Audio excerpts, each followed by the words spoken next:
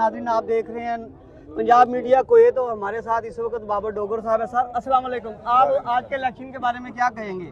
जी election जो है ना मेरा क्लब का वो एक फेस्टिविटी हुआ करती थी। जी जी जी फॉर्चुनेटली अब इसमें प्लॉटों की सियासत आ गई है जी जी जी और हर दफ़ा प्लॉटों को घसीटा जाता है और उसकी वजह से जो वो फेस्टिविटी नहीं रही। अच्छा। आपको पता है यहाँ ना ग्रेजुएटी है ना कुछ है, तो हमारी कोशिश ये है कि क्लब की फेस्टिविटी को बहाल करें, इंशाल्लाह। ये प्लॉटों की सियासत को अलहदा करें। जी जी प्लॉट जी जो है गवर्नमेंट देती है, गवर्नमेंट खुद दे, क्लब की सियासत में प्लॉट ना आए और मेरिट पे ट्रांसपेरेंसी पे प्लॉट सबको मिले।